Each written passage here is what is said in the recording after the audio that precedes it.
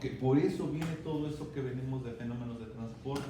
Y si no tenemos ese ángulo y es opuesto a ese, hablamos de la función coseno. Entonces, lo primero que tenemos que ver son las alturas. Entonces, lo primero que tenemos que trabajar son estas alturas, pase. Entonces, por ejemplo, el señor joven Maldonado dice, no pude venir, profesor, porque me enfermé del estómago. Y yo digo, son muchos enfermos, ¿no? ¿Las chiches les picaron? No, chiches, no chiches. No, el CSH sí lo cerraron a morir. Bueno, acá vamos a trabajar con las alturas, pero si tenemos estas alturas, que son los deltas de H, realmente son verticales. Y si son verticales, realmente lo que estamos haciendo nosotros es sacar el cateto o el cateto opuesto, ¿no? Entonces no hay necesidad de aplicar la función seno ni coseno, simplemente ya tenemos el lado vertical, ¿ok? De ese fluido. Otra altura, si nosotros estamos acá trabajando y esta altura la conocemos, aquí le voy a poner para que no ponga tantos datos, la conozco, y es para este fluido que es la del aceite. Entonces estaría yo hablando de la función, si este fuese el ángulo de referencia, ¿verdad? Sería la función coseno, pues que es el cateto adyacente, ¿verdad? Pero si tengo yo esta función que estuviera acá, ¿verdad? El ángulo de referencia sería la función seno, ¿no? Cateto opuesto. Entonces tenemos que tener mucho cuidado porque tenemos que aprender bien fenómenos de transporte, y solamente eso pues, en física lo vemos también. Acá tenemos otra altura que requerimos, que es esta altura que está acá, pero también está en forma vertical. Entonces cuando ya tenemos todas las verticales, creo que no debemos de tener ningún problema para sacar o hacer un balance lo más rápido que se pueda, ¿ok? Si tuviésemos un problema donde tenemos ángulos o lados, entonces ocupa la función seno, la función coseno, porque lo que estás buscando es el cateto opuesto en forma vertical. Y muchos confunden y usan la función coseno, y normalmente la función coseno pues nos da siempre el lado del eje de las X, las horizontales. Y por eso aprendes tú a hacer todos esos en física te piden un montón de ejercicios. En el Resnick, ¿no? ¿Sí conocen el libro del Resnick? ¿Quién llevó el libro del Resnick? Acá, usted, ¿no? Entonces hay muchos tipos que llevan física básica y llevan el Resnick, o el Sewell, que también es bueno. Pero el Resnick fue el papá de todos los pinches libros de física. Si ustedes tienen libros de Resnick, cuídenlo, de verdad es un pinche reliquia chingona, ¿verdad? Así como hay libros que no valen la pena y mejor hay que tirarlos, ¿verdad? Pero el Resnick es uno de los libros básicos para la ingeniería. Entonces, si tienen el PDF del Resnick o si lo necesitan, de verdad, con mucho gusto yo se los pido, se los doy y no, sin problema. Pero es un libro básico para un ingeniero, ¿ok? Entonces, no lo tenemos algunas veces y entonces tenemos problemitas. Entonces tenemos las alturas, por ejemplo, esta altura creo que es 10 centímetros, ¿sí? Sí. Entonces vamos a poner aquí, todo va a ser en unidades, en centímetros. Tenemos 10 centímetros para la gasolina. ¿De cuántos centímetros estamos hablando? 22. De 22. Para el aceite, ¿de cuánto estamos hablando? 50. Y para el agua, 45. Y si se fijan, para el aire no nos interesa, ni es más, ni siquiera nos dan una altura. ¿Por qué? Porque al final de cuentas lo vamos a colocar como un valor insignificante. El siguiente punto, porque todos necesitamos alturas, y recuerden, antes de hacer cualquier balance, chequen que todas las alturas sean verticales, ¿ok? Y si no, vas a usar la función seno o la función coseno para tener el cateto opuesto que quede en forma vertical. Después se sugiere colocar un punto de origen. Aquí en ese ejercicio, por ejemplo, se coloca el punto de origen. Lo podemos haber colocado acá, pero también lo puedes colocar donde tú desees, porque esa técnica pues, lo evaluó el doctor o el ingeniero, en este caso el físico más brillante de la historia. Lo podemos colocar acá el punto de origen. Si colocas un punto de origen, ese va a ser nuestro punto de origen, y todos los demás. ¿Qué pasó, Maldonado? Que yo estaba bien preocupado, digo, seguirá en el baño. Claro. Usted también llega tarde. Yo de una vez digo, si Maldonado es novio de usted llegan juntos. Bueno, no. Si son novios no hay problema. Ahora ponemos un punto de origen, y el punto de origen lo hacemos de izquierda a derecha, hacemos realmente un balance, y a toda entrada es igual a las salidas. Entonces hacemos lo que repetimos básicamente fenómenos de transporte, nada más que aquí ya te vuelves más tipo ingeniería. Entonces tenemos que hacer un balance de fuerzas, pero el balance de fuerzas no lo hacemos en función de balances de fuerza. ¿Por qué? ¿Por qué no lo hacemos? Porque miren, cuando nosotros hacemos los balances de esfuerzo de corte, no lo hacemos en función de la fuerza sobre una superficie, porque la fuerza es una masa por una aceleración, y entonces depende de la masa, es una propiedad que depende de la masa. Entonces, por eso lo hacemos en función del esfuerzo de corte. Todos los balances que hacemos en momento los hacemos en función del esfuerzo de corte. Si esto sucede aquí donde tenemos presiones, entonces también la presión, que es una propiedad, no lo podemos hacer los balances en función de la fuerza, por la misma razón, porque es una propiedad de tipo extensiva. Por eso lo hacemos en función de las presiones. ¿Ok? Por eso hacemos ese cambio y mantenemos el área siempre constante, porque no nos interesa en el particular con el teorema de Pascal. Solamente el teorema de Pascal dice que la presión hidrostática es igual a la densidad, la gravedad y la altura. Entonces, todo lo refiere en altura, no lo refiere en superficie o en área. ¿Ok? Entonces tenemos por eso se maneja como una condición constante. Si hacemos esto, entonces tenemos la presión absoluta número 1 igual a la presión absoluta número 2. Lo que trato de decirles es, ¿tienen alguna duda? Preguntemos ahorita. Ya no hay vuelta para atrás el día viernes. El viernes no hay preguntas, vengo con un examen, vengo con problemas de libro o vengo con problemas propuestos. Yo lo que necesito es que todos saquen un 4 para que con tu otro 4, pues ya rápido. Recuerden que la libreta se sube el día jueves. Voy a abrir, el día de hoy abro la sección de subir tareas para que las suban ya. ¿Ok? Entonces necesito que aprueben. Yo realmente no te voy a pasar porque me caen bien todos, son simpáticos, agradables, pero no te voy a regalar nada. Y yo tengo alumnos que no les regalo nada. ¿Ok? El próximo semestre, desgraciadamente, otro grupo en este horario muy pesado, de 7 a 9, ¿Quieres llevar conmigo? Ni modo, de 7 a 9. De transferencia de calor, igual de 7 a 9. El fenómeno de transporte es el único horario que tengo, son a partir de las 9 de la mañana, de 9 a 11. Bueno, ya suena más normal, pero ahorita en estos horarios tempranísimos, a algunos les afecta, ¿no? Porque viven muy lejos. Bueno, y todos los problemas, guárdenlos. Si van a un solucionario, verifiquen que el solucionario a veces está mal, los solucionarios están mal. Hay solucionario para fenómenos de transporte, hay solucionario para el Jonas Engel, hay solucionario para el MOD, hay solucionario para todos los libros, hasta para el de transferencia de calor, todos, hasta los de termodinámica, hasta te venden. Yo tengo el solucionario de termodinámica, ¿quién lo quiere? Pero algunas veces hay que ver de quién viene o de cuál es la procedencia de esos ejercicios, porque si están mal hechos, tú te basas en eso y después haces un examen basados en eso y estás reprobando. Por eso es mejor, pues ni modo, tienes que pagarle a un tipo que sepa y entonces te enseña, te da cursos, ¿no? Y los cursos valen, tienen un costo, entonces tú batallas más, pues tienes que gastar. Recuerden, la presión absoluta y la presión absoluta está formada por dos presiones, que es la presión ¿qué? Es la presión manométrica más la presión atmosférica. Aquí ese es el 1, y aquí tenemos a la presión manométrica más la presión atmosférica. Como sabemos, es un sistema cerrado, no hay una situación de presión absoluta. Pero si por alguna razón alguien te pide una presión absoluta en el centro de un tubo, acá, pues tendrías que sumarle la presión atmosférica. Pero normalmente los ductos no tienen presión absoluta, tienen una presión manométrica.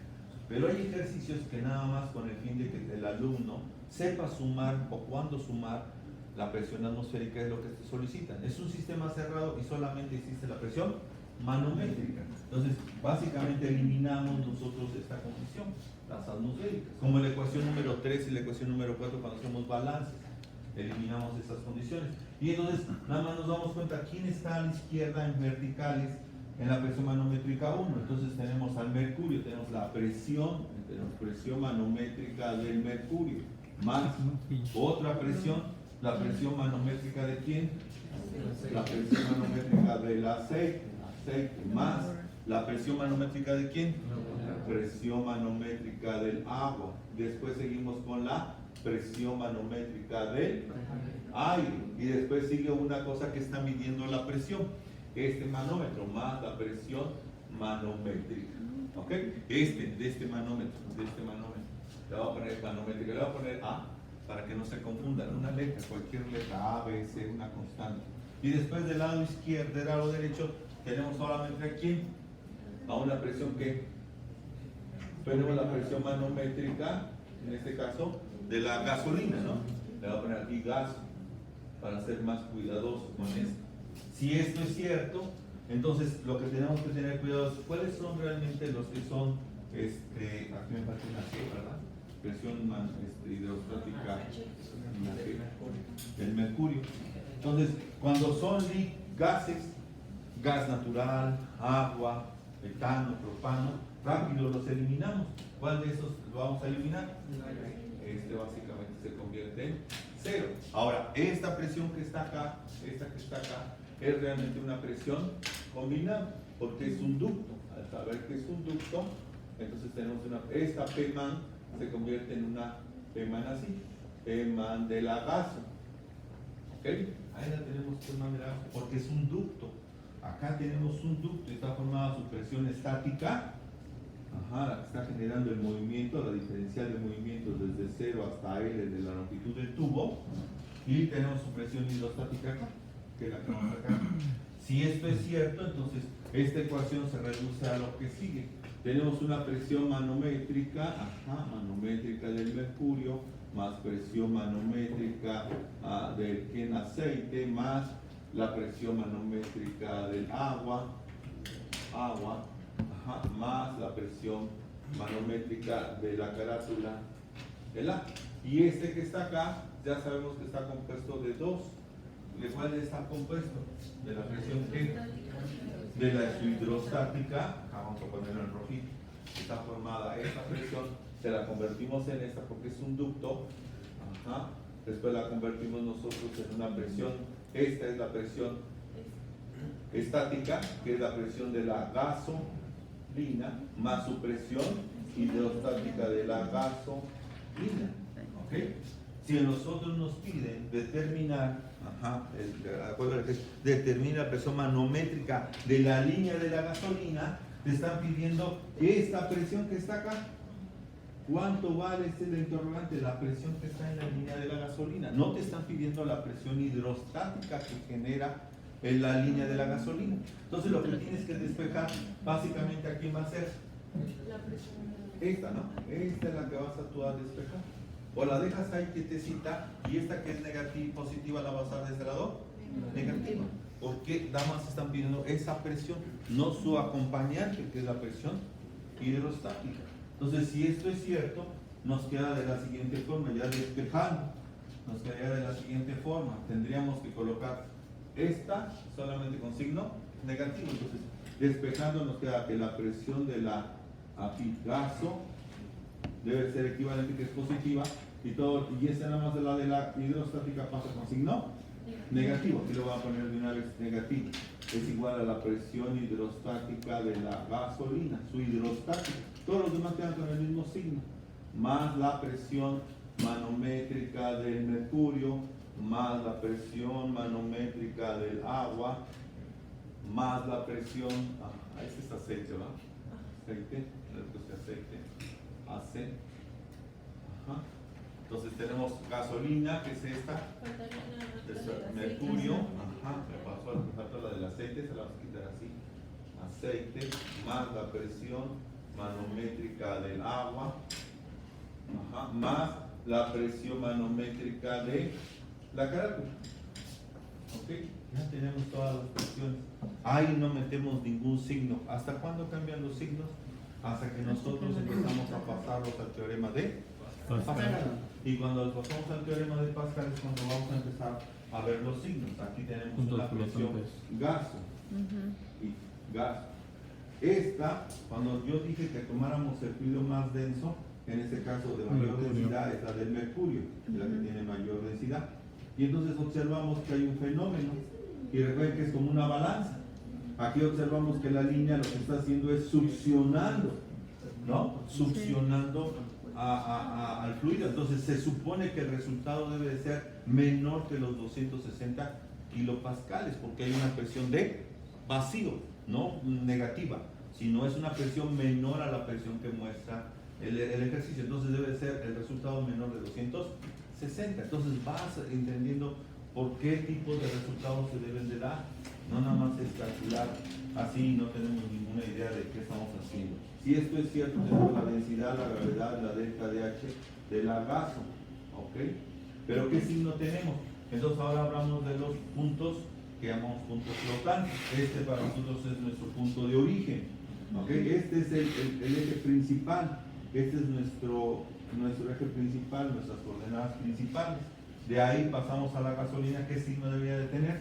Positivo. Hacia arriba, positivo, más Y, es el cateto opuesto, que les decía con la función seno. Entonces positivo con negativo nos da negativo. Seguimos con la densidad, en este caso con la densidad, gravedad y la delta DH del mercurio. ¿Qué más nos falta? Ahora otra vez, ahora la del mercurio. Pero este es nuestro punto de origen, estaremos en el cuadrante número 3. Si esto es cierto, este se va a convertir en un punto flotante y entonces se vuelve con signo negativo, porque es el cateto opuesto a esa condición. Entonces negativo por el positivo nos da negativo, y tenemos otra vez la densidad, la gravedad y la delta DH del aceite. Ya ahora este punto es nuestro punto que llamamos flotante, no es el principal, este es el flotante. Vamos a ir hacia el nivel de líquido, hacia arriba. Entonces tenemos un signo positivo. Si fuese nuestro flotante y hacemos un eje de coordenadas, sería nuestro cateto opuesto. ¿Y el opuesto cuánto debe de medir? 50 centímetros, porque aquí lo podemos trasladar.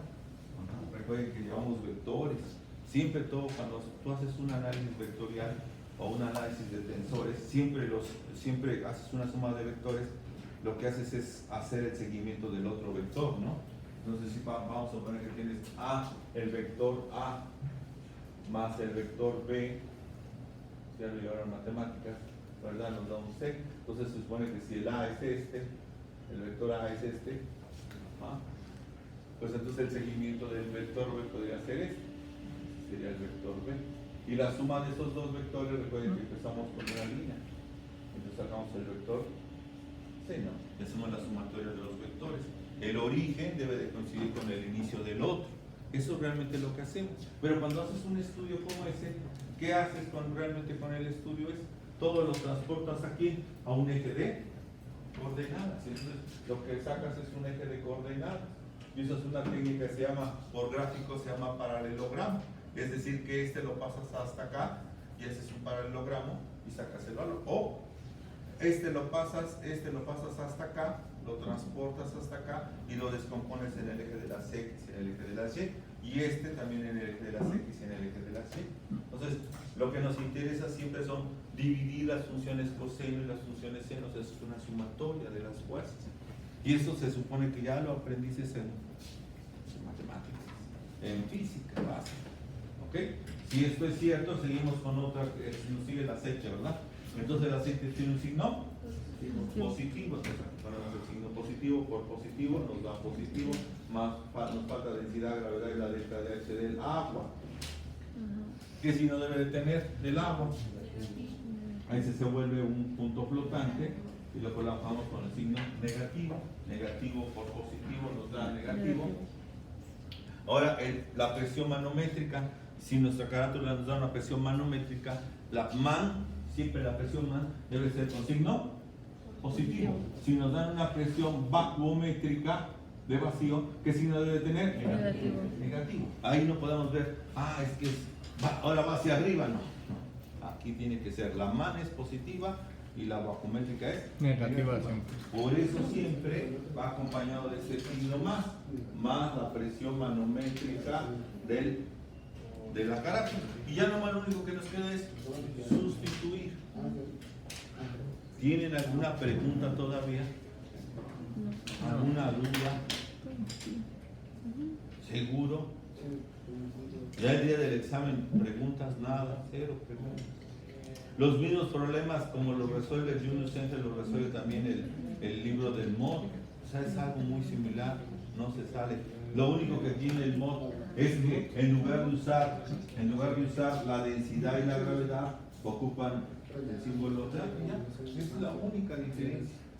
Pero sabemos que eso es densidad gravedad. Todo lo demás se hace exactamente lo mismo.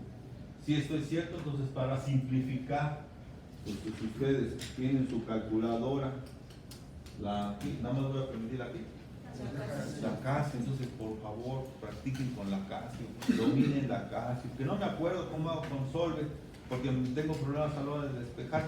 Practica, ahí hay un manualito, o vete ahí con los youtuberos, ahí sabes, aprendes a usar una cosa que alguna vez a lo mejor ni ocupaste, ¿no?